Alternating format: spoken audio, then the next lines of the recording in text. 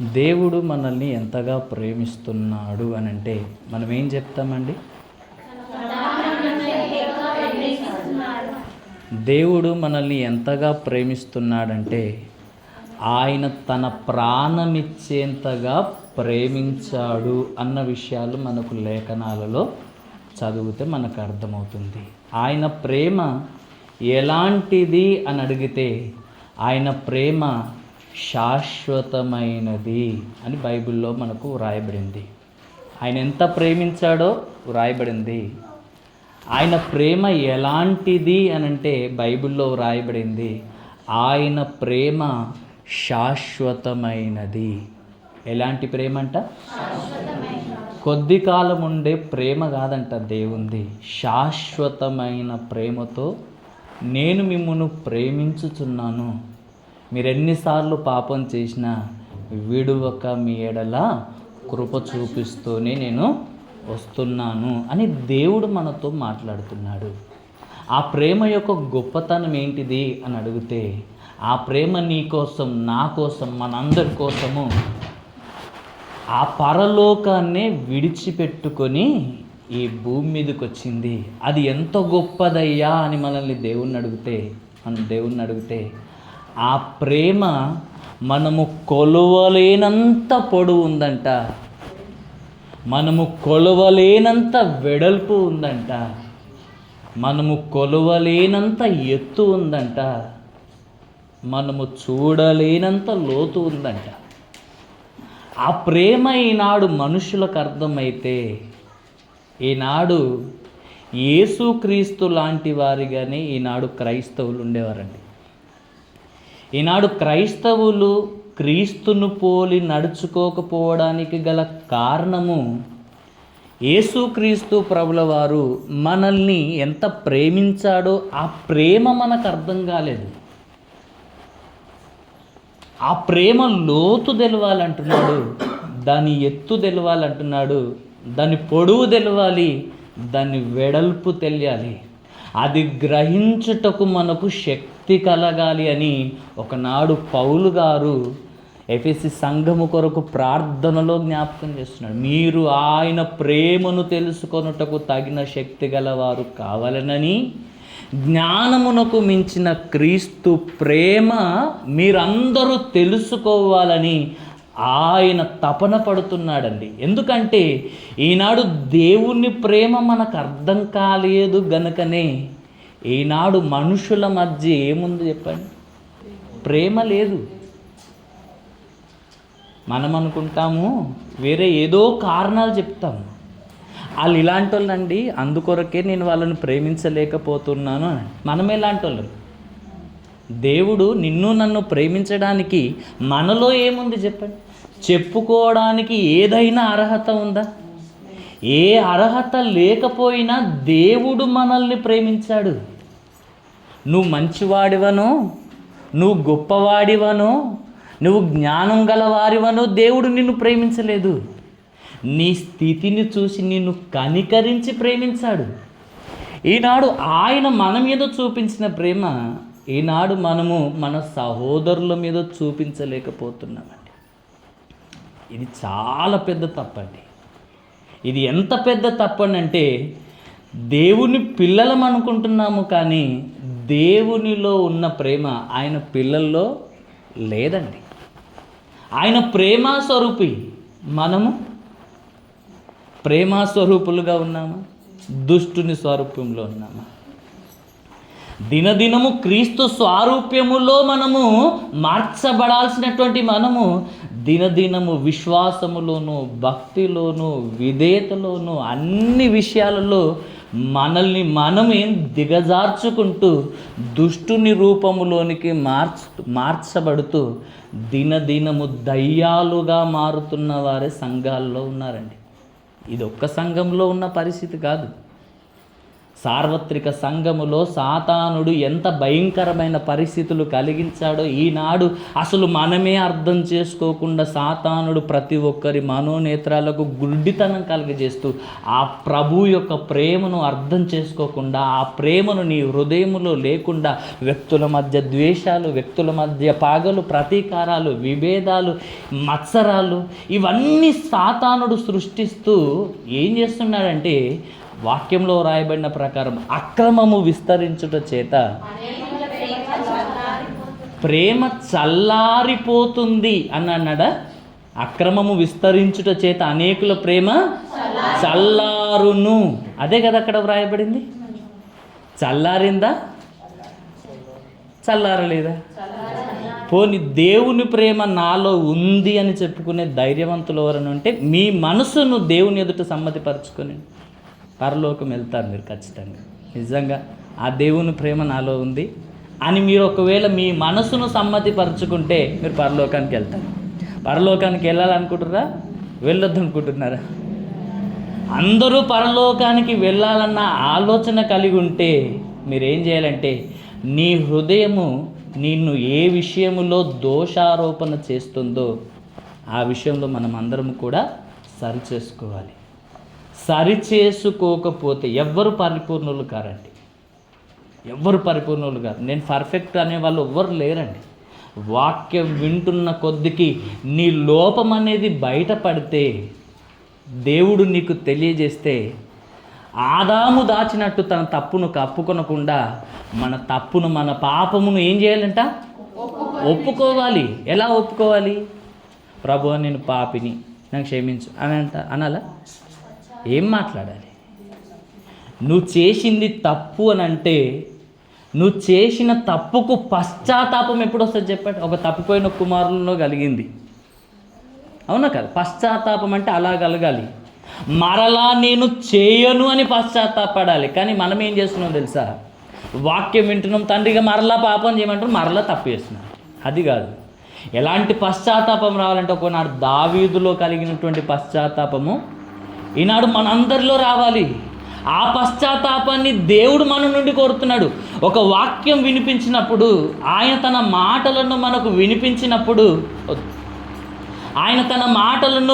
వినిపించినప్పుడు మన నుండి దేవుడు ఆశిస్తుంది ఏంటంటే పశ్చాత్తాపము, మార్పు దేవుడు కోరుకుంటున్నాడు. ఒక మాట నీకు దేవుడు చెప్తున్నాడంటే అర్థం ఏంటి తెలుసా? నీలో దేవుడు మార్పు కోరుతున్నాడు. ఆ మార్పు దేవునికి నువ్వు కనపరచాలి. దేవుడు ఏ ఉద్దేశంతో నీతో మాట్లాడుతున్నాడు ఆ ఉద్దేశాన్ని అర్థం చేసుకోవాలి ఫస్ట్. ఆ ఉద్దేశాన్ని అర్థం చేసుకోకుండా దేవుడు ఒకటి మాట్లాడితే మనం ఒకటి చేస్తే ఆ పరలోకమందున్న దేవుడు ఎంత బాధపడతాడో ఈనాడు ఎరగని స్థితిలో ఈనాడు మనం ఉన్నామంటే, సాతానుడు మన కన్నులకు ఎంత గ్రుడ్డితనం కలుగజేశాడో మనం అందరం ఆలోచించాలండి. లేకపోతే దేవుడు మన యందు ఆనందించడు. ఇంతకుముందు నేను అదే చెప్పాను, నా ఎదుట నీతిమంతుడైన వాడు విశ్వాసమూలముగా జీవించును గాని అతడే గనుక. అలాంటి నీతిమంతుడైన విశ్వాసుడే గాని ఒకవేళ వెనుక తీస్తే అతని అందున్న ఆత్మకు సంతోషం ఉండదు అని దేవుడు బాధపడుతూ చెప్పిన మాట అండి. ఎంతమందికి అర్థమవుతుంది? నీ ఆత్మ యందు దేవునికి ఏం సంతోషం ఉంది చెప్పండి? నిన్నెంతగా ప్రేమించాడు, అంతగా ప్రేమించిన ఆయనకు నువ్వేం చేస్తున్నావు? తిరిగి నువ్వు ప్రేమించగలుగుతున్నావా? ఆయనను తప్ప నువ్వు అందరినీ ప్రేమిస్తున్నావు, కానీ ఆయననే ప్రేమించాలి. నీ పూర్ణ హృదయముతో నువ్వు నీ దేవుణ్ణి ప్రేమించాలి. నీ పూర్ణ ఆత్మతో నీ దేవుణ్ణి ప్రేమించాలి. నీ పూర్ణ బలముతో నువ్వు దేవుణ్ణి ప్రేమించాలి. కానీ దేవుణ్ణి తప్ప నీ పూర్ణ బలముతో, నీ పూర్ణ మనసుతో, నీ పూర్ణ వివేకముతో అందరినీ ప్రేమిస్తున్నాము, కానీ దేవుణ్ణి ప్రేమించలేకపోతున్నాం. చూడండి, దేవుణ్ణి ప్రేమించలేకపోతున్నాము. అన్నీ ఇచ్చిన దేవుణ్ణి ప్రేమించాలా, ఏమి ఇయ్యని వారిని ప్రేమించాలా చెప్పండి? ఈనాడు పిల్లలు కూడా ఎలా తయారయ్యారంటే, తల్లిదండ్రులు కష్టపడి వారి నుండి చిన్న ఉన్నప్పటి నుండి వారికి కావాల్సిన అన్నిటిని ఇస్తే వాళ్ళని ప్రేమించారంట. నిన్నగాక మొన్న పరిచయం అయిపోయి, తిన్నావా, పొద్దున ఒకసారి, మధ్యాహ్నం ఒకసారి, రాత్రి ఒకసారి, 3 మెసేజ్లు పెడతారు అంతే. ఏ రోజు భోజనం పెట్టరు, ఏమి ఇయ్యని వారిని ప్రేమిస్తారు. కానీ అన్నిటిని ఇచ్చిన తల్లిదండ్రులను ప్రేమిస్తున్నారా? లేదండి. ఈనాడు పిల్లలు కూడా ఎలా తయారయ్యారంటే ఏమి ఇయ్యని వారినే ప్రేమిస్తున్నారు, కానీ అన్నిటిని ఇచ్చినటువంటి తల్లిదండ్రులను ప్రేమించలేకపోతున్నారు. అన్నిటినిచ్చిన దేవుణ్ణి, అన్నింటికి మూలమైన ఆ దేవుణ్ణి మనం ప్రేమించలేకపోతున్నాం. ప్రేమ గురించి మనకు తెలియదని కాదు, కానీ ఆలోచించాల్సినటువంటి మూల పాఠాల విషయంలోనే మనం పడిపోతే, పునాదే బాగలేకపోతే నీ జీవితం ఏం మారుతుంది? నువ్వు ఎట్లా పరలోకంకి వెళ్తావు చెప్పండి? అర్థమవుతుందా? అన్నీ ఇచ్చిన దేవుణ్ణి ప్రేమించాలి, కానీ ఏమి చేయని వారిని ఎలా ప్రేమించాలి? దేవుడు ఏమన్నాడు చెప్పండి? ఏమన్నాడు చెప్పండి? దేవుణ్ణి ప్రేమించని వాడు, బైబిల్లో రాయబడింది 16వ అధ్యాయం కొరింథీయులకు రాసిన పత్రిక, ఏమని రాయబడిందో తెలుసా? చివరి అధ్యాయంలో, దేవుణ్ణి ప్రేమించని వాడు శాపగ్రస్తుడు. ఇప్పుడు ఆలోచించండి, దేవుణ్ణి ప్రేమించకపోతే నువ్వు ఎలా ఉన్నావు? నీ స్థితి ఏంటిదంటే శాపగ్రస్తుడు, శాపగ్రస్తుడు, శాపగ్రస్తుడు. యేసుప్రభు ప్రత్యక్షమైనప్పుడు ఏమంటాడు? శపింపబడిన వారలారా, అపవాదికిని వాని దూతలకు సిద్ధపరిచిన నరకములోనికి పొండి అని అంటాడు. ఎవరితో అంటాడు? శపించబడిన వారు. శపించబడిన వారు ఎవరు? దేవుణ్ణి ప్రేమించని వారు. అర్థమవుతుందా? దేవుణ్ణి ఎలా ప్రేమించాలి అని అంటే వాక్యంలో రాయబడింది, ఆయన మనలను ప్రేమించిన ప్రకారము మనము దేవుణ్ణి ప్రేమించాలి. ఇతరులను ఎలా ప్రేమించాలి? క్రీస్తు మనలను ప్రేమించి తన ప్రాణం పెట్టెను గనక ఇప్పుడు మనం ఏం చేయాలంట? మన సహోదరుల నిమిత్తము, ఇంట్రడక్షన్ ఇది, నేను వాక్యంలోకి వెళ్తా, నాకు మీకు అర్థమవుతుంది. మనం కూడా ఎలా ఉండాలంట? ప్రభువు మనలను ప్రేమించినట్టుగా మనము కూడా సహోదరులను ప్రేమించాలన్నది ఆజ్ఞన, మాటన ఆజ్ఞ. ఎవరు ప్రేమిస్తున్నారు చెప్పండి? అర్థమైందన్న మాట? ఆయన నిన్ను ఎంత ప్రేమించాడో, ఆయన ప్రేమలో కల్మషం లేదు, స్వార్థం లేదు, మత్సరం లేదు, అసలు ఏ ముడత లేదంట, ఏ డాగు లేదంట. ఆయన నీ కొరకు నిన్ను ప్రేమించి నీ కొరకు ప్రాణము పెట్టేంత ప్రేమను చూపిస్తుంటే, ఆ ప్రేమను చూపించే కదా దేవుడు నిన్ను మార్చింది. నువ్వు ఇతరులను మార్చడానికి ఆ ప్రేమను చూపించాలి కదా. దానికి బదులు మనం ఏం చూపిస్తున్నాం చెప్పాను? దానికి బదులు మనం ఏం చూపిస్తున్నాం?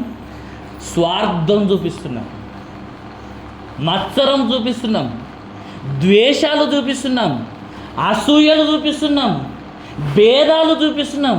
సంఘాలలో ఇలాంటివి ఉండకూడదంటే సాతానుడు తీసుకొని వచ్చాడు. మనలో లేవు అని మిమ్మల్ని మీరు మోసం చేసుకోకండి దయచేసి. ప్రతి ఒక్కరిలో ఉంటాయి. ఒకరిని ఇద్దరిని ఉద్దేశించి కాదు, అందరము సరి చేసుకోవాలి. అంతేగాని పరలోకం వెళ్ళాలనుకున్న ప్రతి ఒక్కరు సరి చేసుకోవాల్సినటువంటి విషయాలు ఇవి. అర్థమైందా? ఆయన మనల్ని ప్రేమించిన ప్రకారంగా మనము కూడా మన సహోదరులను ప్రేమించాలి కాదు, ప్రేమించబద్ధులమై ఉన్నాము అంతే. ప్రేమించాలి, తప్పదు. నీకు ఆప్షన్ కూడా లేదు. ప్రేమిస్తావా లేదా? ప్రేమించనంటే గెట్ అవుట్ ఫ్రమ్ హియర్ అంటాడు దేవుడు. ఎందుకంటే అక్రమము చేయవాళ్ళారా నా యొద్ద నుండి వెళ్ళిపోయి, నాకు అవసరం లేదంటున్నాడు.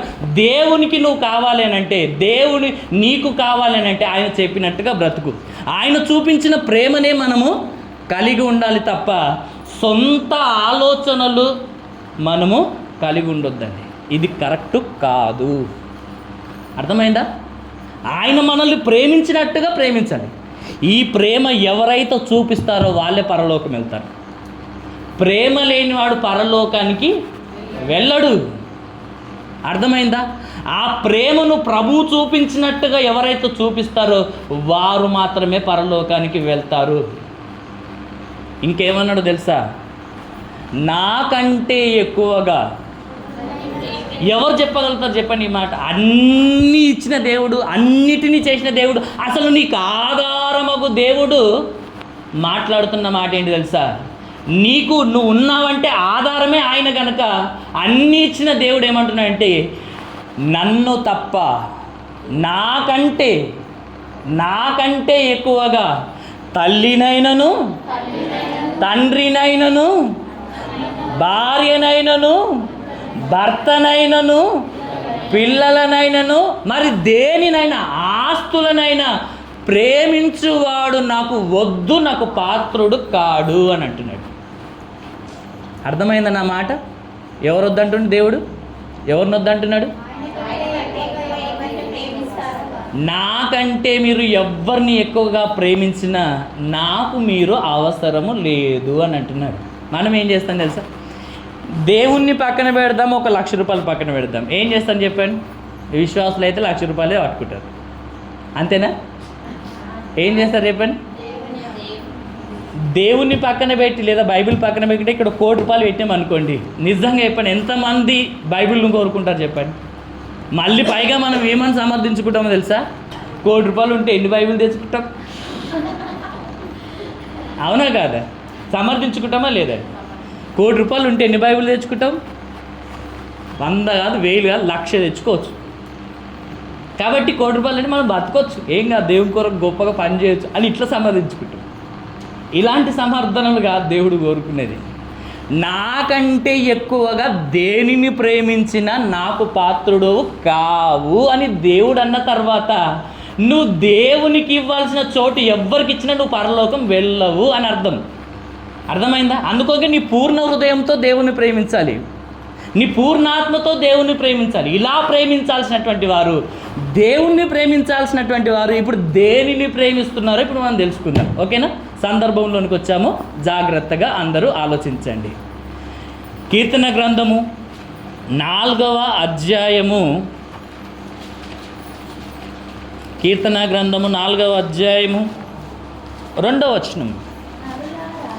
నరులారా ఎంతకాలము నా గౌరవమును అవమానముగా మార్చెదరు. దేవుడు బాధపడుతూ చెప్తున్న మాట అది.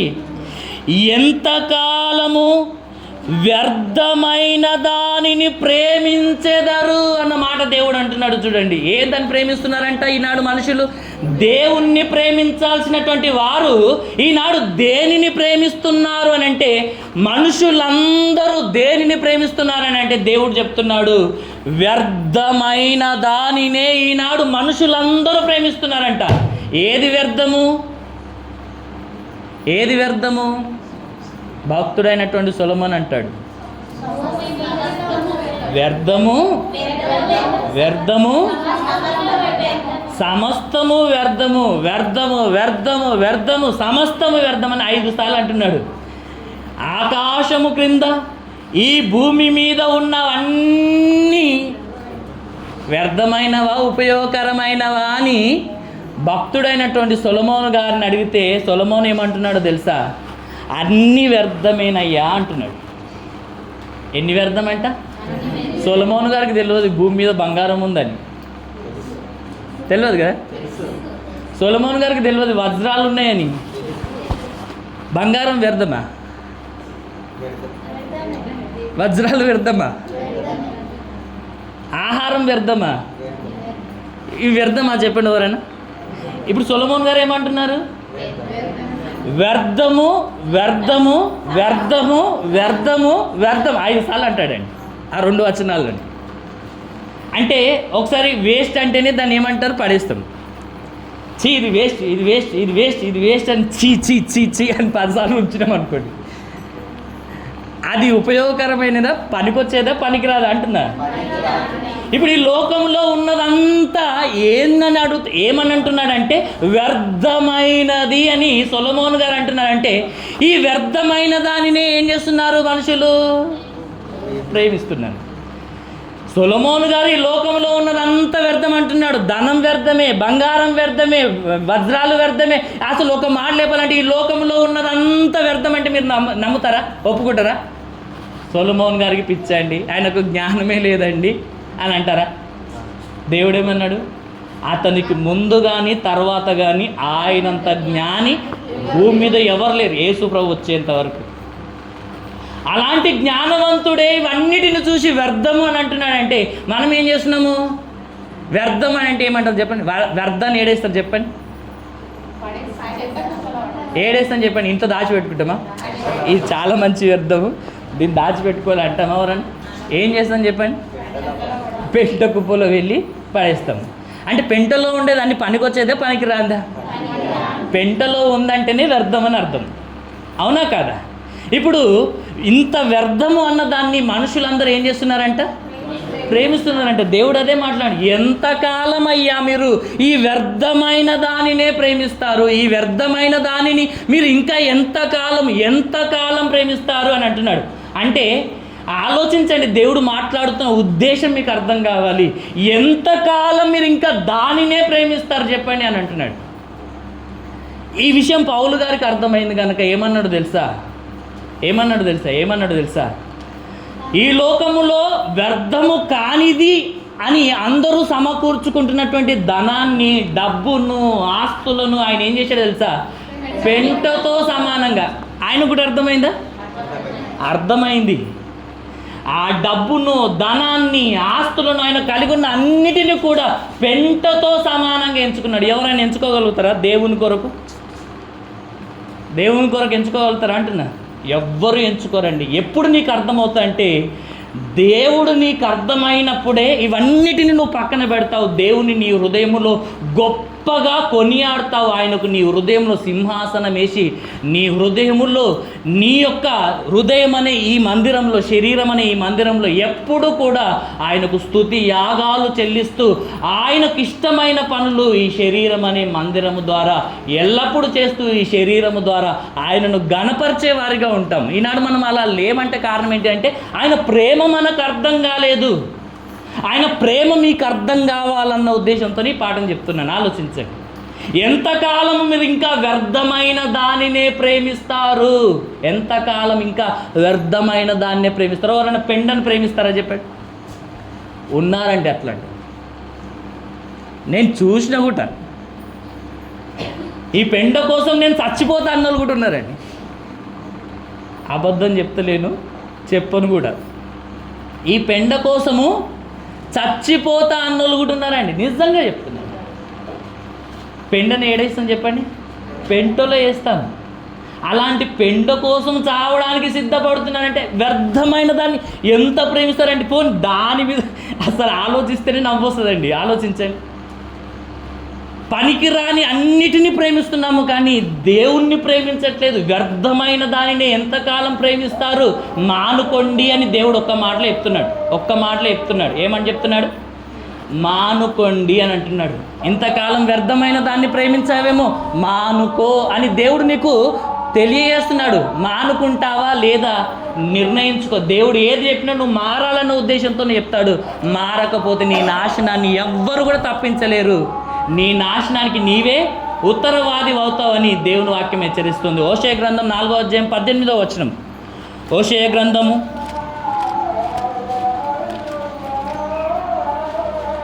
4వ అధ్యాయము 18వ వచనం. వారికి ద్రాక్షారసము చేరాయను. జాగ్రత్త చదవండి ఇక్కడ నుండి. ఒళ్ళు తెలియని వారు మానక వ్యభిచారము చేయువారు, వారి అధికారులు సిగ్గుమాలిన వారై అవమానకరమైన దానిని ప్రేమింతురు. దేన్ని ప్రేమిస్తున్నారు? ఇంకా మనుషులు దేనిని ప్రేమిస్తున్నారంటే మొదటగా దేవుడు చెప్తున్నాడు వ్యర్థమైన దానినే ప్రేమిస్తున్నారు అని దేవుడు అంటున్నాడు. ఇక రెండో మాటగా ఏమంటున్నాడంటే దేవుడు సిగ్గుమాలిన వాటినే ప్రేమిస్తున్నారంట. అవమానకరమైన వాటినే ప్రేమిస్తున్నారంట. దేన్ని ప్రేమిస్తున్నారంట మనుషులు? ఒక్క మాటలో చెప్పాలంటే ఈనాడు మనుషులు దేన్ని ప్రేమిస్తున్నారంటే, నిజంగా చెప్పాలంటే ఒక తాగుబోతున్నాడు అనుకోండి, తాగుడుకు బానిస అయినటువంటి వాళ్ళ పరిస్థితి ఎలా ఉంటుందంటే అవమానపు పాలవుతారు, చింపిరి గుడ్డల పాలవుతారని ఎన్నో సందర్భాలు, సుమారు 30 సందర్భాలు ఉన్నాయి. వీలైతే దేవుని చిత్తమైతే తర్వాత మీకు చెప్తాను. ఇంత భయంకరమైనటువంటి విషయాలు దేవుడు రాయించాడు. ఇప్పుడు ఈ అవమానాన్ని తీసుకొచ్చే దాన్ని ప్రేమించి దాని కొరకు ఎంతమంది పుస్తలు అమ్ముకోలేదు చెప్పండి?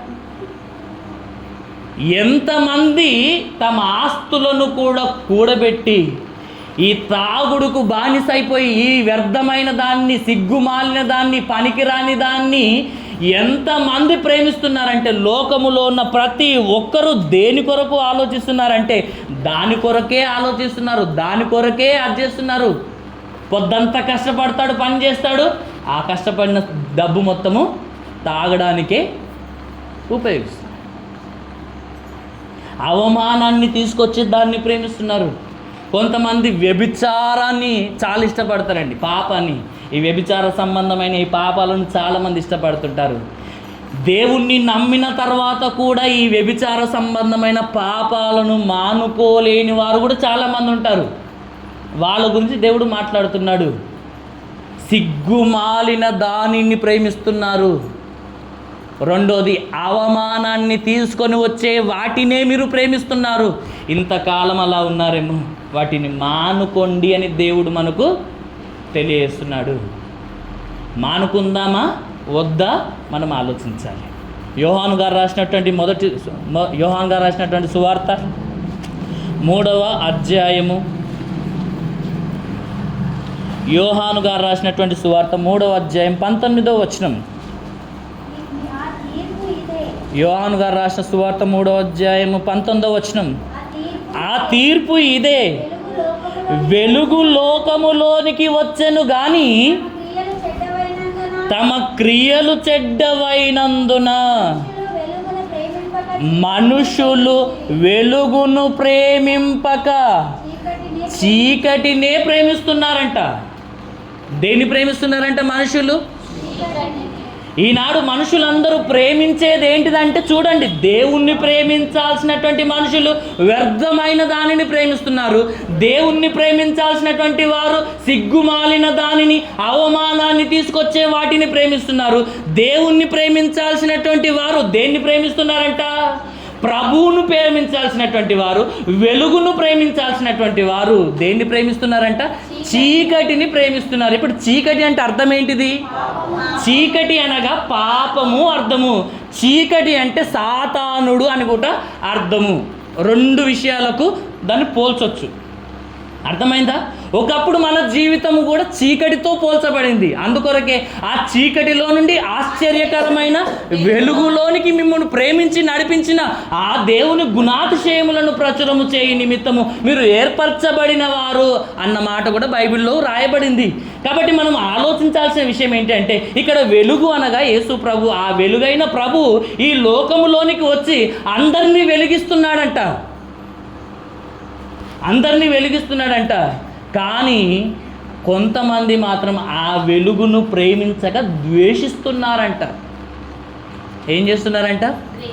ఆ వెలుగును ప్రేమించక ద్వేషిస్తున్నారంట. తమ క్రియలు చెడ్డవైనందున వాటిని మానుకోవడానికి ఇష్టపడక, వాటిని వదిలిపెట్టడానికి ఇష్టపడక ప్రభువునే విడిచిపెడుతున్నారండి. అర్థమైందా? అర్థం కాలేదా? దేన్ని విడిచిపెట్టక దేన్ని విడిచిపెట్టారు? ధనాపేక్ష సమస్త కీడులకు మూలమని రాయబడింది బైబిల్లో. ఇప్పుడు యేసు ప్రభువును వెంబడించిన ఇస్కరియోతు యూదా దేన్ని ప్రేమించాడు చెప్పండి? ప్రభువును ప్రేమించాడా, ధనాన్ని ప్రేమించాడా? ఆలోచించాడు. ధనాన్ని ప్రేమించాడు. ఆ ధనము కొరకే కదా ప్రభువును అమ్ముకున్నాడు, అప్పగించాడు. ధనాపేక్ష విసర్జించుకోవాలని చెప్పాడా? అది మన మనసులో ఉంచుకోవాలన్నాడా? ధనాపేక్ష అంటే డబ్బు సంపాదించాలి, గొప్పవారు కావాలి, ఇలాంటి ఆపేక్ష ఎవరికి ఉండాలో తెలుసా? క్రైస్తవులకు ఉండొద్దంట. ధనవంతుడు పరలోక రాజ్యములో ప్రవేశించుట కంటే సూది బెజ్జములో ఒంటె దూరుట సులభం. ధనవంతులవుటకు ఆపేక్షించు వారందరూ నష్టంలోను, నాశనంలోను, ఊరిలోను, నానా విధములైనటువంటి శోధనలోను పడతారు. కనుక దయచేసి దాని దగ్గరికి పోకండి. ఒక క్రైస్తవుడు ఎలా బ్రతకాలంటే ఉన్న వాటితో తృప్తి పడాలి. ఈ లోకములో ఎందుకు బ్రతకాలో తెలుసా? తినడం కొరకు కాదు. నేను మొన్న కూడా చెప్పాను ఈ మాట. ఎందుకు బ్రతుకుతున్నావంటే తినడం కొరకు. ఎందుకు తింటున్నావంటే బ్రతకడం కొరకు.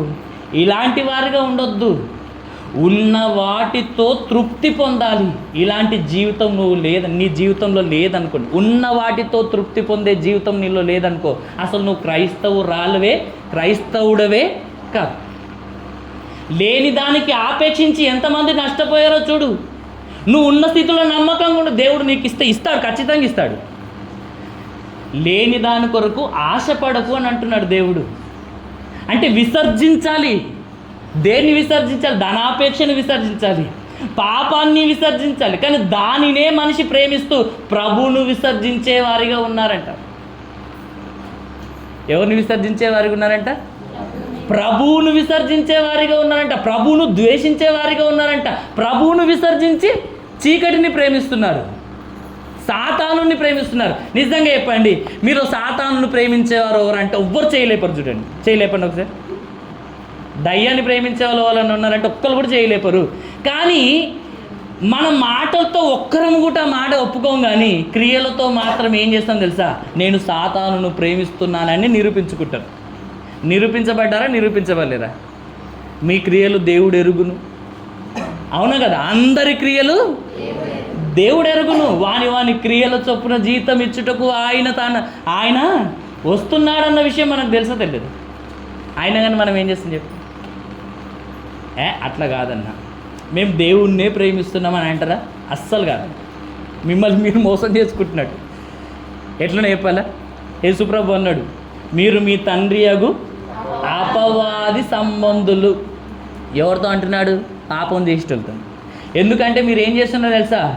దేవుని ఇష్టాలను నెరవేర్చడం లేదు, దేవుని యొక్క కోరికలను నెరవేర్చడం లేదు.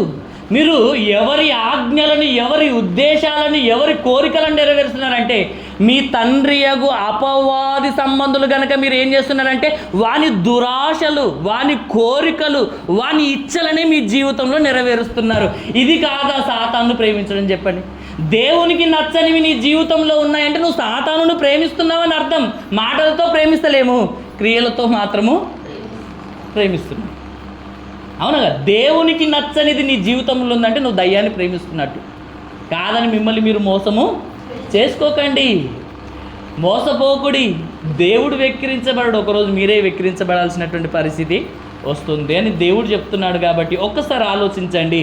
వెలుగును ప్రేమించక చీకటినే ప్రేమిస్తున్నారంట చాలామంది. అంటే పరిశుద్ధతను, దేవుణ్ణి ప్రేమించకుండా పాపాన్ని, సాతానుని ప్రేమిస్తూ దాని కొరకు ఏదైనా చేసే పరిస్థితిలోనికి ఈనాడు సమాజం, లోకం వెళ్ళిపోయిందండి. మనం అలా ఉండకూడదు అని దేవుడు మనకు నేర్పిస్తున్నాడు. అర్థమైందా? దేన్ని ప్రేమిస్తున్నారంటే లోకంలో ఉన్న వాళ్ళు చీకటినే ప్రేమిస్తున్నారు. మనం అలాంటి వారిగా ఉండకూడదు అంటున్నాడు. ఇదే యోహాను గారు రాసినటువంటి సువార్తలో 12వ అధ్యాయం 25వ వచనం చదవండి. ఇదే యోహాను గారు రాసినటువంటి సువార్త 12వ అధ్యాయము 25వ వచనం. తన ప్రాణమును ప్రేమించువాడు దాన్ని పోగొట్టుకొనును, ఈ లోకములో తన ప్రాణమును ద్వేషించువాడు నిత్య జీవము కొరకు దానిని కాపాడుకొనునని మీతో నిశ్చయముగా చెప్పుచున్నాను. ఇక్కడ దేవుడు మాట్లాడుతున్న మాట చూడండి. తన ప్రాణమును ప్రేమించువాడు అని మాట్లాడుతున్నాడు. ఎవరి గురించి మాట్లాడుతున్నాడు? తన ప్రాణాన్ని గురించి ప్రేమించే వాళ్ళ గురించి, తన ప్రాణమును ప్రేమించే వాళ్ళ గురించి. నిజంగా చెప్పండి, దేవుడు అందరినీ చూస్తున్నాడు. మీ ప్రాణమును ప్రేమించని వారు చేయలేపండి. ఇప్పుడు లేరా? నిజంగా లేరా? మీ ప్రాణమును ప్రేమించని వారు ఉన్నారు అంటున్నా. మీ ప్రాణమును మీరు ప్రేమిస్తే దాన్ని పోగొట్టుకుంటారు, మీరు పరలోకం వెళ్ళరు అంటున్నాడు. ఒక మాటలో చెప్పాలంటే ఇప్పుడు ప్రాణాన్ని ప్రేమించని వారు ఎవరు చెప్పండి? అసలు మనిషి ఆలోచనలు దేని గురించి ఉన్నాయి చెప్పండి? ఏమి తిందుమా, ఏమి త్రాగుదుమా అని నీ ప్రాణమును గూర్చి ఆయనను అంటున్నాడంటే అర్థం ఏంటిది? మనుషులందరి ఆలోచనలు ఎక్కడున్నాయి? ప్రాణం మీదనే ఉన్నాయి. ఈనాడు మనుషులందరూ పని చేసుకుంటున్నారంటే దేని కొరకు ఆలోచన చేస్తున్నాడు చెప్పండి? ప్రాణం కొరకు ఆలోచిస్తున్నాడు. ఎందుకంటే ప్రాణాధారమైన ఆహారం బైబిల్లో రాయబడింది కదా. ప్రాణాధారమైన ఆహారం అనే బైబిల్లో రాయబడింది. అంటే ఆహారం ఉంటేనే మనం బ్రతుకుతాం కనుక ఇప్పుడు మనం బ్రతకాలంటే ఏం చేయాలి? ఇప్పుడు ఆహారం సంపాదించుకోవాలి. ఆహారం సంపాదించుకోవాలంటే ఫస్ట్ మనం కష్టపడి డబ్బును సంపాదించుకోవాలి. కష్టపడి సంపాదించిన డబ్బు అంతా దేని కొరకు అంటే ఆహారం కొరకు. ఆహారం దేని కొరకు అంటే దేవుడు అంటున్నాడు వారి కడుపే ఇంత కష్టపడి నువ్వు సంపాదించింది అంతటిని దేని కొరకు పెడుతున్నావంటే నీ దేవుని కొరకు పెడుతున్నావంట. ఏ దేవుడు? ఆ దేవుడు నీ ప్రియమైన దేవుడు. అర్థమైందా? ఇంత కష్టపడి చెమటోర్చి మన కష్టానంతటిని దేనికి వెచ్చిస్తున్నామనంటే కడుపు కొరకే. కడుపు భోజనము కొరకు, భోజనము కడుపు కొరకు నియమించబడ్డాయి. అయినను దేవుడు వాటిని నాశనము చేయనన్న మాట కూడా బైబిల్లో ఉంది కదా. ఇది మనకు అర్థమైందా? అర్థమైందా అంటున్నా. ఈనాడు మనిషి దేన్ని ప్రేమిస్తున్నాడు ఒకసారి ఆలోచన. ప్రాణాన్ని ప్రేమించేంతగా దేన్ని ప్రేమించాడు? నా ప్రాణం కంటే ఎక్కువనా అంటాడు. అవునా కదా? నా ప్రాణం కంటే ఎక్కువనా అని అంటుంటాడండి. అవునా కదా? అనారోగ్యం ఉందనుకోండి, మందిరానికి వస్తారా? చర్చికి వస్తారా అంటున్నా? రారు. ఏం చేస్తారు? ఇంటికానే ఉంటారు, ఇంటికానే అంటారు. అక్కడ జ్వరము ఇప్పుడు ఇంటికాడ ఉంటే మన ఆటంకం చేస్తుందా జ్వరం? చెప్పండి. చేత కాదేమో, కాదు, నిజంగానే కాదు, ఒప్పుకుంటాం. కానీ నువ్వు దేవుణ్ణి ప్రేమిస్తున్నావని నిరూపించుకోవాలి కదా నీ క్రియల ద్వారా. అవునా కాదా? ఈనాడు నీ ప్రాణాన్ని ఎక్కువ ప్రేమిస్తే నువ్వు ఇంటికానే ఉంటావు. ఎంత జ్వరం వచ్చినా, ఎలాంటి పరిస్థితులు వచ్చినా సహవాసముగా కూడటం మానకూడదన్న మాట నీకు జ్ఞాపకం వస్తే ఏం చేయాలి? ఇప్పుడు ఈ సహవాసం అనేది ఎడతెగకూడదన్న ఆలోచన ఈనాడు విశ్వాసులకు ఉంటే ఇంతమంది ఉండరు, ఇక్కడ నిండిపోతారు. అవునా కాదు? లేరు అంటే అర్థం ఏంటిది? చల్లారిపోయారండి. ఇంతకుముందు చెప్పారు కదా, అక్రమము చేస్తున్నారు అందరూ. దేవుడు మనల్ని వద్దు అంటున్నాడు. ఇది మనకు అర్థం కాకుండా ఇంకా అక్రమంలో ఇంకా విస్తరిస్తున్నాం, కానీ అక్రమాన్ని మానడం లేదు, దేవుని ఆజ్ఞలను పాటించడం లేదండి. దేవుడు అంటున్నాడు ఇక్కడ, ఆలోచించండి, తన ప్రాణముని ఈనాడు మనిషి ఎంతగా ప్రేమిస్తున్నాడంటే ఆ ప్రాణమును ప్రేమించినంతగా దేవునిని కూడా ప్రేమించాడు. ప్రాణమును ప్రేమించినంతగా దేవుణ్ణి కూడా ప్రేమించాడు. నిరూపించమంటే ఇప్పుడే చెప్తా. దాని గురించి బాగానే లేట్ అవుతుంది, ఆలోచించండి, మళ్ళీ సమయం లేట్ అయిపోతుంది. సమయం తక్కువ ఉంది కాబట్టి నేను ఆ మాట అంటున్నాను. అర్థమైందా? మనిషి తన ప్రాణమును ప్రేమించినంతగా దేనిని ప్రేమించడండి. ఈ ప్రాణమును కాపాడుకొనుట కొరకు ఉన్నదంతా అమ్మడానికైనా ఇష్టపడతాడు. ఈ ప్రాణం కొరకు ఏదైనా చేస్తాడు, ఎవరి కాళ్ళైనా మొక్కుతాడు. అర్థమైందా? కానీ మనిషి ప్రాణాన్ని ప్రేమించినంతగా దేన్ని ప్రేమించడు. ప్రాణాన్ని అలసగొట్టుకోడండి. ఒక్క మాటలు చెప్పాలంటే అలసగొట్టుకుంటాడా? ఒక్క గంట సేపు ఇంకెక్కువ కూర్చోబెట్టినాం అనుకో, మీరు మీ ప్రాణాన్ని మీరే అలసగొట్టుకోరు. నా శరీరం ఇంత అదైపోతుంది, ఆశ వస్తుంది, ఇక ఎప్పుడు తొందరగా ముగిస్తారన్న ఆలోచన తప్ప ప్రాణాన్ని నలగొట్టుకునే ఆలోచన లేదు. యేసు ప్రభు ఇంతకుముందు ఆడే చెప్పిన, అది కూడా చెప్పాను, అక్కడ కూడా చెప్పాను. యేసు ప్రభు 40 రోజులు ఉపవాసం ఉన్నాడండి. ఏమైనా తిన్నాడా? ఏమైనా తాగాడా? నిద్రపోయాడా? అవునా కాదు? ఏం చేస్తున్నాడు ఆయన? దేవుని చిత్తాన్ని నెరవేర్చుట కొరకు తన్ను తాను ఏ విధంగా సిద్ధపరచుకుంటున్నాడు? ఒక యాగముగా ఒక పని చేస్తున్నాడండి. ప్రార్థన పూర్వకంగా దేవుని చిత్తాన్ని ఈ భూమి మీద సంపూర్ణంగా నెరవేర్చడానికి నిద్రను మానేశాడు. ఎన్ని రోజులు? ఒక్కరోజు నువ్వు నైట్ డ్యూటీకి వెళ్ళేసిరా చర్చికి, 100 మంది ఆపిన కానీ నువ్వు నిద్రను కంట్రోల్ చేయరండి, అట్లుంటుంది. కానీ 40 రోజులు కంటికి నిద్ర రాకుండా కాపాడుకోవాలంటే ఈ శరీరాన్ని ఎంత కంట్రోల్ చేసుకోవాలి, ఎంత ఆధీనంలో ఉంచుకోవాలి, దీన్ని ఎలా నలగొట్టాలో యేసు ప్రభువుని చూసి నేర్చుకోవాల్సినటువంటి మనము ప్రభువును చూడక పైన చూస్తూ ముందుకు వెళ్తూ మోసపోతున్నామండి. దయచేసి ఇలా ఉండకూడదని దేవుడు మనకు నేర్పిస్తున్నాడు. అందుకొరకే ఆయన అన్ని విషయాల్లో మాదిరి పెట్టాడు. ఆయనను చూసి నేర్చుకోనండి అని అంటున్నాడు. ఎవరు నేర్చుకుంటున్నారు? ఏం నేర్చుకుంటున్నారు? నేర్చుకున్నది మన జీవితంలో ఏం చేస్తున్నాం ఒకసారి ఆలోచించండి. ఆయన తన శరీరాన్ని ఎంత నలగొట్టుకున్నాడంటే మరణపు అంచుల దగ్గరికి తీసుకెళ్ళాడండి. మరణపు అంచుల దగ్గరికి తీసుకెళ్ళాడు. అప్పటిదాకా ఆయనకు నోరు గుంజలేదా దేవునితో మాట్లాడుతుంటే? ఒక గంట సేపు నువ్వు మాట్లాడు చూడు ఒకసారి దేవునితో, నోరు గుంజుతుంటుంది, మాటలు కూడా రావు. ట్రై చేశాను నేను కూడా ఒకరోజు అంతా ప్రార్థన చేద్దామని. నా వల్ల కాలేకపోయింది, మాటలు మాట్లాడి గుంజుతుంది నోరు. ఆయన ఎట్లా మాట్లాడి నాకు ఇప్పటికి అర్థమవుతలేదండి. ఒక గంట సేపు మోకాలేసి చూడండి ఒకసారి, ఆయన ఎట్లా ప్రార్థన చేశాడు మీకు అర్థం కావాలి. నీళ్లు తాగకుండా ఒకరోజు గడుపును, 40 రోజులు ఎలా గడిపాడో నీకు అర్థం కావాలి. అంటే శరీరాన్ని ప్రేమిస్తున్నాడా, ద్వేషిస్తున్నాడా? నలగొట్టుకుంటున్నాడు. ఎందుకు నలగొడుతున్నాడు అంటే దేవుణ్ణి ప్రేమించడం కొరకు. ఎందుకంటే ఈ శరీరం మన మాట వినదు, దీన్ని నలగొడితేనే కానీ వినదు. దీని మాట వినొద్దు, ఫస్ట్ దీన్ని నలగొట్టి మనం లోపరుచుకోవాలి. అందుకొరకే అందరికీ ప్రకటించిన తర్వాత నేనే భ్రష్టుడని అయిపోతానేమని పౌలు గారు తన శరీరంను నలగొట్టుకుంటూ లోపరుచుకుంటున్నాడు. మన శరీరాన్ని మనం లోపరుచుకోవాలి, దీనికి లోపడొద్దు. శరీరం మాట వినొద్దు, ఇది అలసిపోయిందని చెప్పకూడదు. అర్థమైందా? దీన్ని దేవుని కొరకు దీన్ని నలగొట్టాలి. నిద్ర వస్తుందా, ఏం చేయాలి? ఇప్పుడు వెంటనే మనం మెలుకోగలిగి వెంటనే వెళ్ళి అసలు దేవుని వైపు చూస్తుంటే అసలు నీకు నిద్రనే రాదండి. ఒకప్పుడు బ్యాప్టిజం తీసుకోకముందు అన్నోళ్ళ ఇంటికాడ ప్రార్థన ఉన్నప్పుడు అంతకుముందు ఒక సందర్భంలో కూడా మాట్లాడి ఆరాధన అవుతుందంటే చాలా మోకరిస్తే నిద్రలోకే పోతుంటివి. కానీ ఎప్పుడైతే బ్యాప్టిజం తీసుకొని మారు మనసు పొందిన ఇప్పటి వరకు ఒక్క సందర్భంలో కూడా కునుకుపాటు కూడా రాకుండా బ్రతుకు. కారణం ఏంటి? దేవుని మీద మనసు ఉంటే అసలు నిద్ర కూడా రాదండి. నిద్ర వస్తుందంటే అసలు నువ్వు దేవుని మీద మనసు లేనట్టు. అర్థమైందా? నీ శరీరాన్ని నువ్వు నలగొట్టుకోకపోతే, నీ శరీరాన్ని నువ్వు కంట్రోల్ చేసుకోకపోతే పరలోకం వెళ్తావా? పాపాన్ని జయించగలవా? ఒకసారి ఆలోచించు. శరీరాన్ని ఎలా నలగొట్టుకోవాలో యేసు ప్రభువుని చూస్తే మనకు అర్థమవుతుంది. 40 రోజులు పచ్చి నీళ్ళు కూడా పెట్టలేదు శరీరానికి, ఆహారం కూడా పెట్టమంటే కూడా పెట్టలేదు. ఈ 40 రోజులు ఏం చేయాలి? మధ్యలో గ్యాప్ ఇచ్చుడు ఏం లేదు, కంటిన్యూ దేవునితో మాట్లాడి.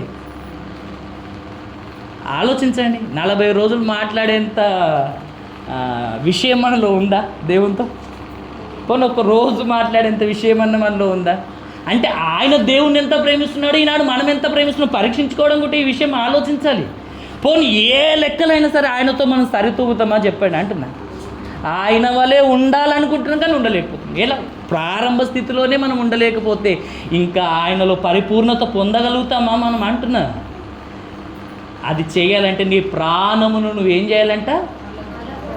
నల్లగొట్టుకోవాలి. ప్రాణమును ప్రేమిస్తున్నారంట అందరూ. దేన్ని ప్రేమిస్తున్నారు? మనుషులందరూ ప్రాణాన్ని ప్రేమిస్తున్నారు కనుక దీన్ని కాపాడుకోవడం కొరకు దీన్ని పోషించి సంరక్షించి దీనికి కావలసిన అన్నిటిని ఇచ్చి మనుషుల మాట వినరు కానీ దేవుని మాట వినరు. మనుషుల మాట వినరు, దేవుని మాట వినరు. కానీ ఎవరి మాట వింటారంటే కడుపు మాట మాత్రం ఎవరైనా వినాల్సిందండి. వినలేవా? నిన్ను పిసికి పిసికి పిసికి పిసికి ఏం చేస్తుంది? వినవా? ఒక్కరోజు నేను చూద్దాం ఎంతసేపు నువ్వు ఇట్లుంటావు చూస్తా. నీ మొండితనం ఎక్కువ ఉంటుంది, నా మొండితనం ఎక్కువ ఉంటుంది అని కడుపు మనతో ఛాలెంజ్ చేసింది అనుకో, ఏం చేస్తాం? బాగా విసిగేస్తుందండి, నా వల్ల అయితలేదండి అని మనం ఏం చేస్తున్నాం? మనం వెనకడిగేస్తున్నాం. అలా ఉండకూడదండి. యేసుప్రభువుని విసుకలేదా? అర్థమైందా? అర్థం కాలేదా? ఆయనకు ఆకలి కాలేదా అంటున్నా, మనకెందుకు అవుతుంది అంటున్నా. నేను అదే అన్నా కదా ప్రారంభంలో, అదే కదా, దేవుణ్ణి ప్రేమ అయినాడు మనిషికి అర్థం కాలేదు కనుకనే మనం మారలేము. ఆ ప్రేమ మనలో లేదు కనుకనే ఈనాడు మనలో ఆ ప్రేమ లక్షణాలు లేవు. దేవుణ్ణి ప్రేమించడానికి బదులు మనుషులందరూ దేన్నో ప్రేమిస్తున్నారు కానీ దేవుణ్ణి ప్రేమించట్లేదు. అదే బాధ. ఇక్కడ వాక్యంలో అదే రాయబడింది. ఈనాడు మనుషులందరూ కొందరా ప్రాణమును ప్రేమించని వాడే లేడండి. ప్రతి ఒక్కరూ ప్రేమిస్తున్నారు, ప్రతి ఒక్కరు దీన్నే ప్రేమిస్తున్నారు. ఎంత ప్రేమిస్తున్నారు అంటే దేవుని కంటే ఎక్కువ ప్రేమిస్తున్నారు. అందుకొరకే ఈ కడుపు మాట ఎలా వింటున్నారంటే ఆజ్ఞ మహారాజాని ఎదురు చూస్తుంటారు చూడండి. నువ్వు చెప్తే ఇగినాడు చేసేస్తామన్నట్టుగా ఉంటారు చూడండి. అలా చేస్తున్నారండి.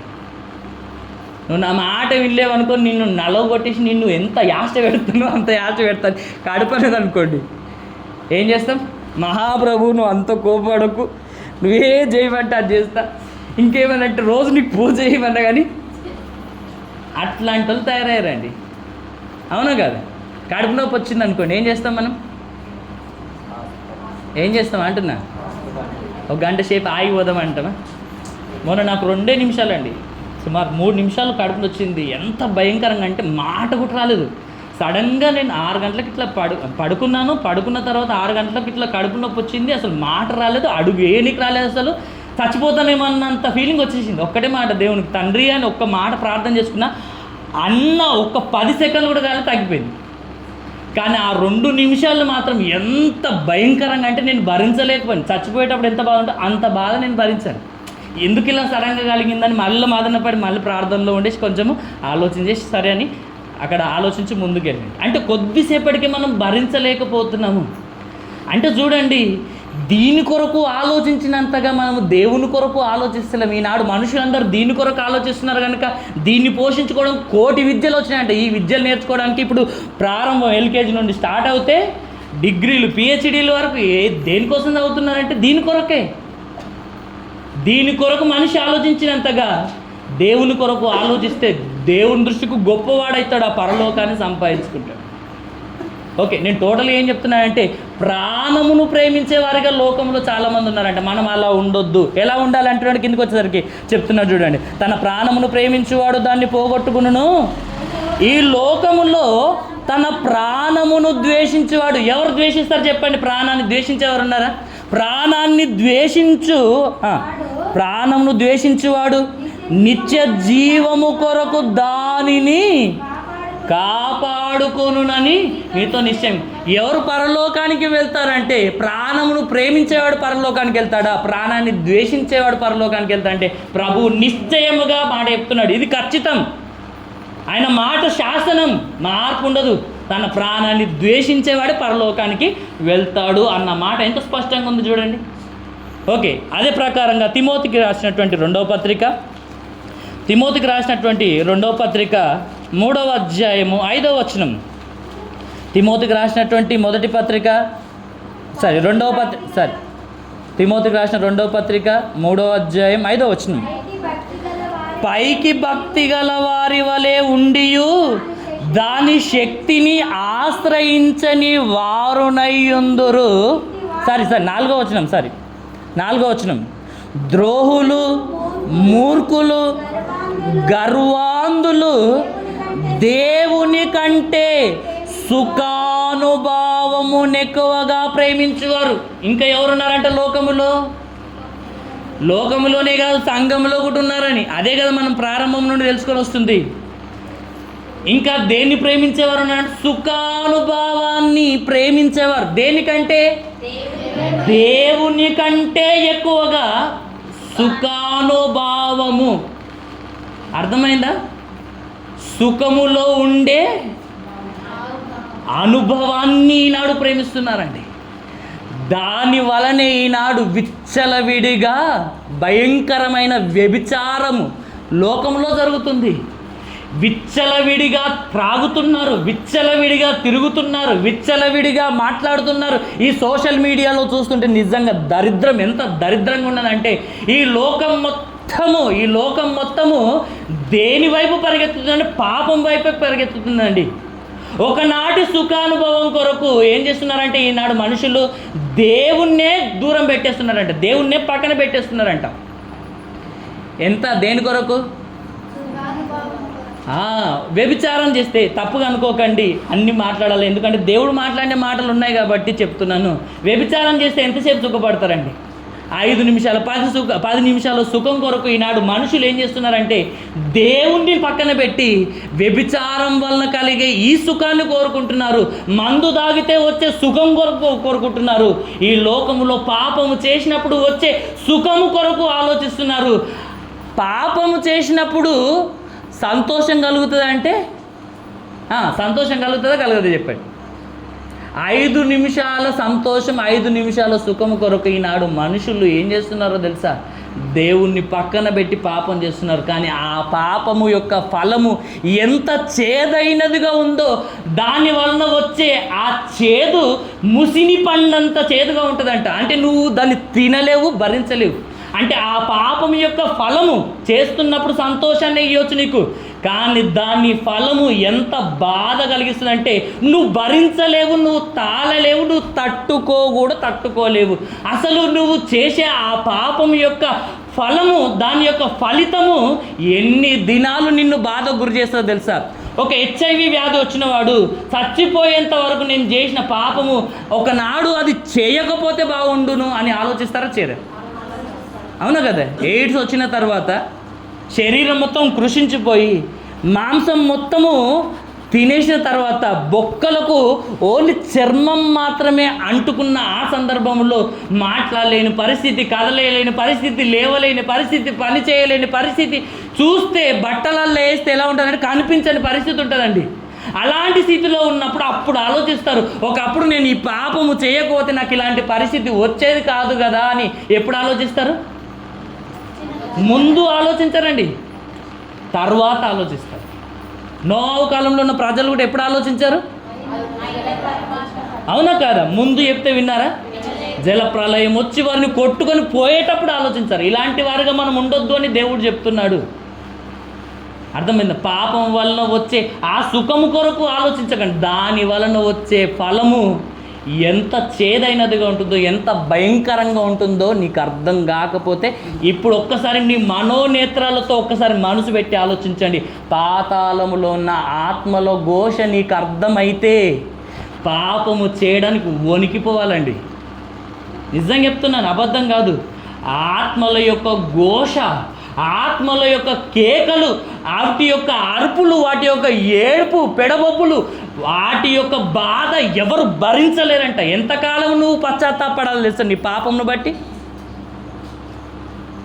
ఎంతకాలం? యుగ యుగాలు నువ్వు చేసిన పాపము కొరకు పశ్చాత్తాప పడుతూనే ఉండాలి. అయినా క్షమించే నాదుడే ఉండడు. ఈ భూమి మీద దేవుడు నీకు అవకాశం ఇస్తున్నాడు. నువ్వు చేసిన పాపాలను బట్టి నీ మనసు మార్చుకో. దేవుడు నిన్ను క్షమించుటకైనా సిద్ధ మనసు కలిగిన వాడు. తప్పిపోయిన కుమారుని క్షమించిన ప్రకారము నిన్ను కూడా క్షమిస్తాడు. అర్థమైందా? అర్థం కాదు. ఆయన ఎదురుచూపు ఏంటో తెలుసా? నువ్వు ఆయన వైపు తిరగాలని. అవునా కాదా? ఎప్పుడు వస్తాడా నా కుమారుడని తండ్రి కుమారుని కొరకు ఎదురు చూసినట్టు నువ్వు ఎప్పుడు మారుతావా అని ఆయన మాటలు వింటున్న ప్రతిసారి ఆశతో నీ వైపు చూస్తున్నాడు. ఈ మాటలు విననే నా బిడ్డ మారుతాడా, మనసు మార్చుకుంటాడా అని ఎన్నిసార్లు ఎదురు చూడొచ్చు చెప్పు దేవుడు నీకోసం. ఆయన మాటలు వింటున్న ప్రతిసారి నువ్వు మారకుండానే మందిరం నుండి వెళ్ళిపోతే ఆయన ఎంత బాధపడి ఉండొచ్చు చెప్పండి. ఎంత బాధపడి ఉండొచ్చు అంటున్నాను. ఇర్మియా గ్రంథం తీయనవసరం లేదు. ఇర్మియా గ్రంథం 15వ అధ్యాయం 6వ వచనంలో ఉంటుంది. అక్కడ యెహోవాను విసర్జించి వెనుక తీసిన వారి ఎడల దేవుడు ఆ వారిని నాశనం చేయుటకై ఆయన హస్తము వారి మీదకి వస్తుందని అంటున్నాడు. ఎందుకు వారి మీదకి నేను రప్పిస్తాను నా హస్తం అని అంటున్నాడు అంటే వారి పాపం విషయమై నేను సంతాప పాడి పాడి పాడి విసిగిపోయానన్నాడు. అర్థమైందా? సంతాప పడి పడి పడి విసిగిపోయాడంట. ఎప్పుడు సంతాప పడతాం మనం? ఎప్పుడు సంతాప పడతాం అంటున్నా? చచ్చిపోయిన వారి విషయంలో సంతాపం. మళ్ళీ దేవుడు మన విషయంలో సంతాప పాడి పాడి అని అంటున్నాడంటే నిన్ను బ్రతికించడం కొరకు నువ్వు చచ్చిపోయావు ఆల్రెడీ. నీ పాపంల చేత, నీ అపరాధంల చేత చచ్చిపోయి నువ్వు బ్రతుకుతావేమో అని దేవుడు నీ కొరకు ప్రతిరోజు ఎదురు చూశాడు. అయినా కానీ నా మృతులలో నుండి నువ్వు బయటకు వస్తలేవు. ఆయన వెలుగు నీ మీద ప్రకాశిస్తున్నా కానీ నువ్వు ఇంకా రాయి కిందికి వెళ్ళి దాచుకుంటున్నావు. ఒకసారి రాయి తీయండి, ఏదన్నా రాయి తీయండి. చాలా రోజుల నుండి ఉన్నటువంటి భూమిలో పాతున్నటువంటి రాయిని ఒకసారి తిరిగి తీయండి ఒకసారి బయటికి.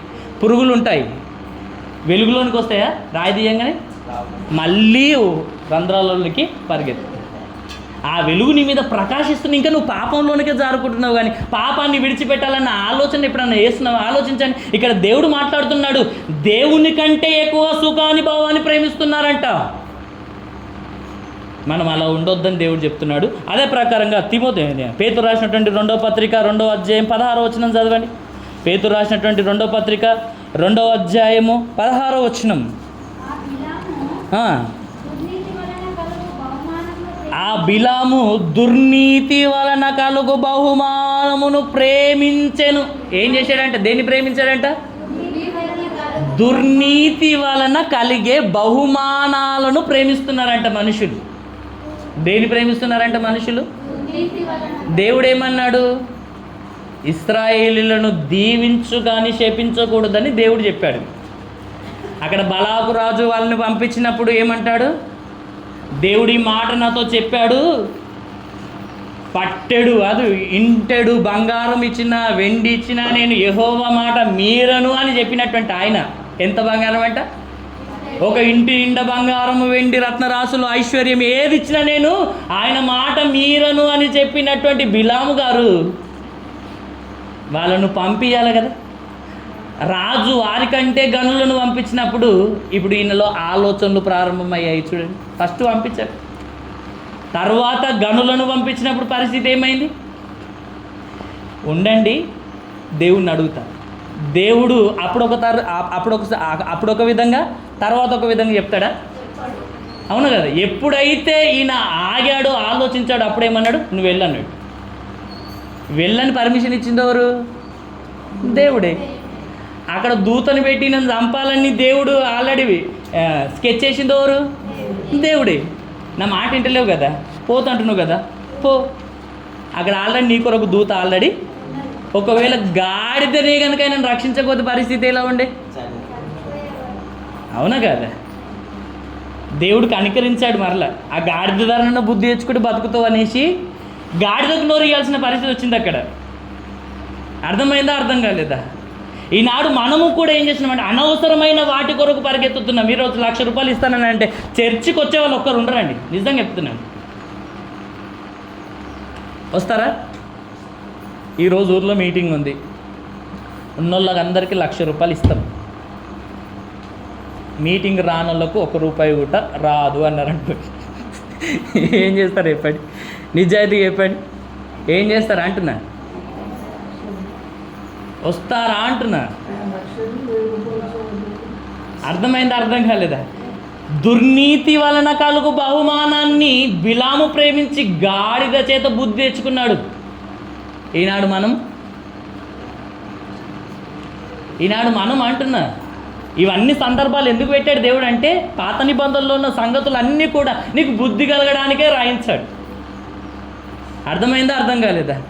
బుద్ధి కలగడానికి మన కొరకు రాయించిన ఈ మాటలను ఎవరు కూడా నిర్లక్ష్యం చేయకూడదు. ఆయన ప్రేమించినట్టుగా మనము కూడా దుర్నీతి వలన కలుగు బహుమానాలను ప్రేమించకూడదు అని దేవుడు చెప్తున్నాడు. అదే ప్రకారంగా యోహాను గారు రాసినటువంటి సువార్త 2వ అధ్యాయము యోహాను గారు రాసినటువంటి మొదటి పత్రిక 2వ అధ్యాయం 15వ వచనం. త్వరగా యోహాను గారు రాసినటువంటి మొదటి పత్రిక 2వ అధ్యాయము 15వ వచనం. లోక స్నేహం కాదు, ఈ లోకమునైనను లోకములో ఉన్న వాటినైనను ప్రేమింపకుడి.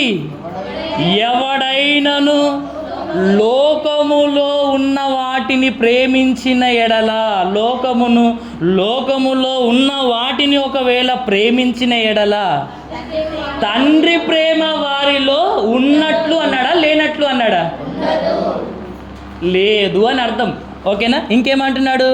ఈ లోకములో ఉన్నదంతయు శరీరాశ, నేత్రాశ, జీవపుడంబములు, ఇవి తండ్రి వలన కలిగినవి, ఇవి తండ్రి వలన పుట్టినవి కావు, ఇవి లోక సంబంధమైనవే అని దేవుడు మాట్లాడుతున్నాడంటే మీరు ఆలోచించండి.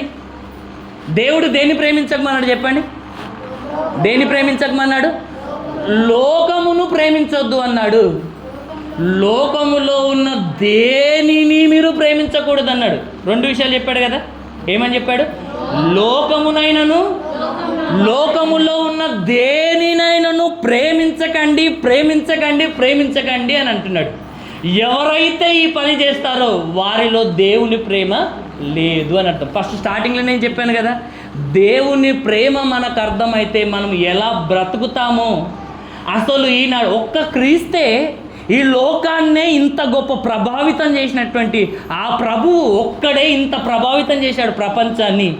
ఈనాడు ఆ క్రీస్తును ధరించుకున్నామని చెప్పుకుంటున్నటువంటి మనము ఎంత ప్రభావితం చేయాలి? మన కుటుంబాన్నే మనం ప్రభావితం చేయలేకపోతున్నాం, మన కుటుంబాన్నే మనం మార్చలేకపోతున్నాం అని అంటే ఆలోచించండి, మనం ఏ స్థితిలో ఉన్నాము?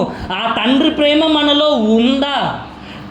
ఉంటే మనం ఏం చేస్తాము? ప్రభువు వలె లోకాన్ని ప్రభావితం చేసినట్టుగా, అనేకులను మార్చినట్టుగా మనము కూడా ఆయన ప్రేమ మనలో ఉంటే ఇతరులను మార్చగలుగుతాం. ఈనాడు ఇతరులను మార్చలేకపోతున్నామంటే ఆ ప్రేమ మనలో లేదు అని అర్థం. లోకాన్ని ప్రేమిస్తున్నట్టు అర్థం, లోకములో ఉన్నటువంటి వాటిని ప్రేమిస్తున్నామని అర్థం. అలా ప్రేమించే వారిలో దేవుని ప్రేమ ఉండదు అని దేవుడు చెప్తున్నాడు. ఎందుకంటే ఈ లోకములో ఉన్నదాన్ని ఎందుకు ప్రేమించొద్దు అంటున్నాడంటే, ఈ లోకములో ఉన్నదంతా కూడా శరీరాశలు ఎక్కడికి తీసుకెళ్తాయంటే శరీర కార్యాలకు దగ్గరికి తీసుకెళ్తాయి. అవునా కదా? నేత్రాశ మరలా ఎక్కడికి తీసుకెళ్తుంది? మరలా పాపం దగ్గరికి తీసుకెళ్తుంది. ఈ జీవపు డంబములు దేని దగ్గరికి తీసుకెళ్తాయి అంటే పాపం దగ్గరికి. ఈ పాపం యొక్క ఫలం ఏంటిదంటే నరకం. అర్థమైందా? శరీరాశ, నేత్రాశ, జీవపు డంబములు ఇవి మిమ్మల్ని పాడు చేసి దేవునికి దూరం చేస్తున్నాయి కనుక వీటిని ప్రేమించకండి. ఎవరిని ప్రేమించాలని తెలుసుకున్నాము? దేవుణ్ణే ప్రేమించాలి. ఆయన ప్రేమ ఎంత గొప్పదో అని తెలుసుకున్నాం.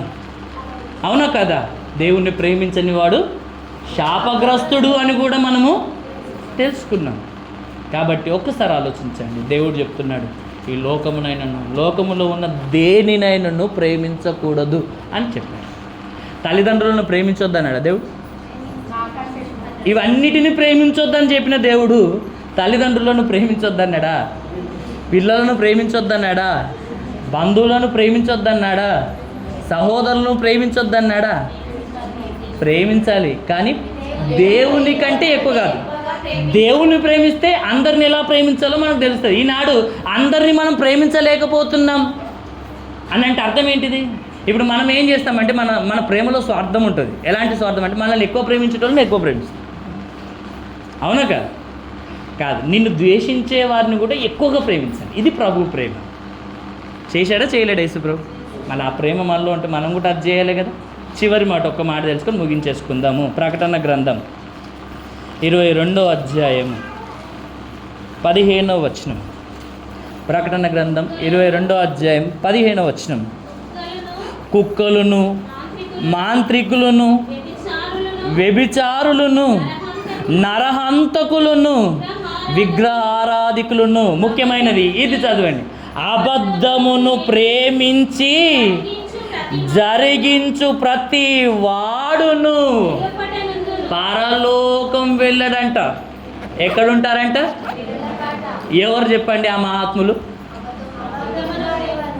అబద్ధమును ప్రేమించి జరిగించారు.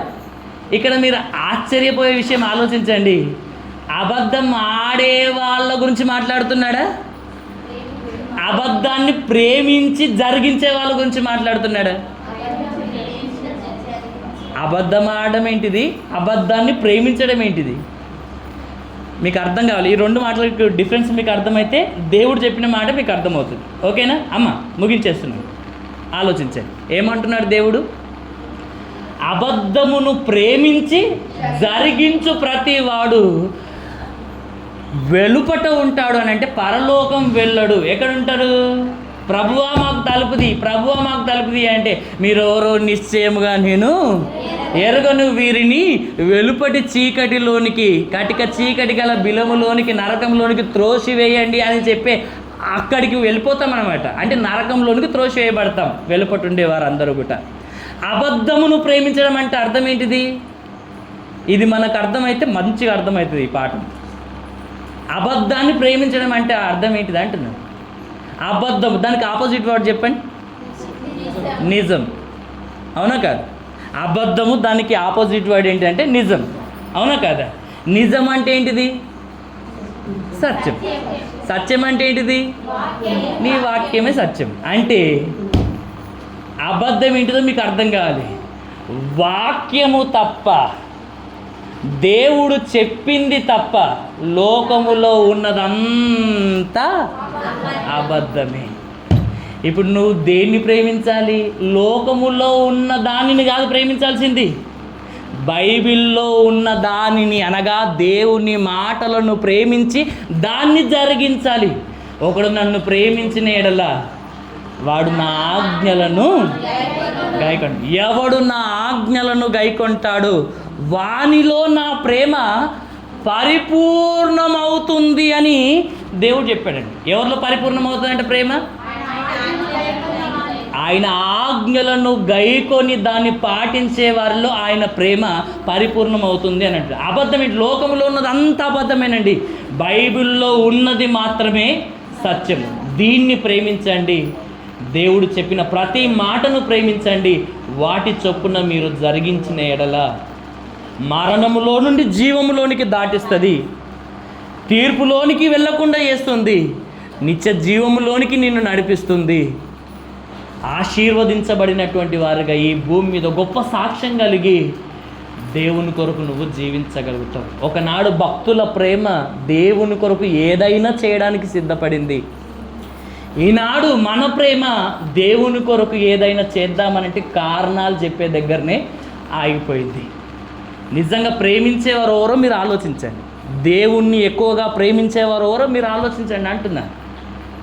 అబద్ధాన్ని ప్రేమించొద్దు, అబద్ధాన్ని జరిగించొద్దు.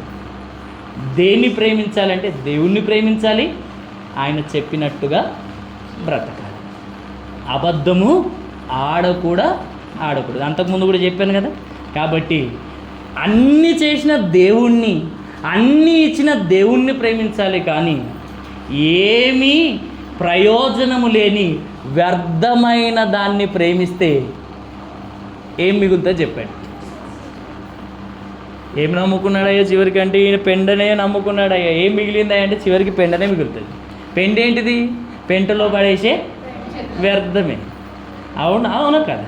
వ్యర్థమైన దాన్ని నువ్వు ప్రేమిస్తే లాభం ఏంటి చెప్పండి? నీకు ఫలితం ఏంటి? జీరో. దేవుణ్ణి ప్రేమిస్తే నీ కొరకు గొప్ప బహుమానము. ఆయన నిన్నెంతగా ప్రేమించాడో ఆ ప్రేమ నువ్వు అర్థం చేసుకోవాలి. దాని లోతు, దాని ఎత్తు, దాని పొడవు, దాని వెడల్పు నువ్వు అర్థం చేసుకొని ఆ ప్రేమ నువ్వు కలిగి ఆ ప్రేమను నువ్వు ఇతరుల మీద చూపించాలి. ఆ ప్రేమ నీలో ఉంటే త్వరగా కోపడదు, మత్సరపడదు, డంబముగా ప్రవర్తించదు, అపకారంను మనసులో ఉంచుకొనదు, స్వప్రయోజనం విచారించుకోదు, ఎలాంటి భేదాలు చూపదండి. ప్రేమ నిస్వార్థంగా ఉంటుంది. అందరినీ సమానంగా చూసే ప్రేమ దేవుడు మన నుండి కోరుకుంటున్నాడు. అది శాశ్వత కాలం ఉంటుందంట. ఎలా ఉంటుందంటే అన్నిటిని ఓర్చుకుంటుంది, అన్నిటిని తాళుకుంటుంది, దేవుడు చెప్పిన ప్రతి మాట నిరీక్షిస్తుంది, నమ్ముతుంది. అలాంటి ప్రేమ కలిగినటువంటి వారిగా ఉండి ఆ ప్రేమ యొక్క రూపములోనికి మనం మార్చబడాలని కోరుకుంటూ ఈ మాటలు ముగిస్తున్నాను. దేవుడి మాటలు దీవించుగాక. ఆమేన్.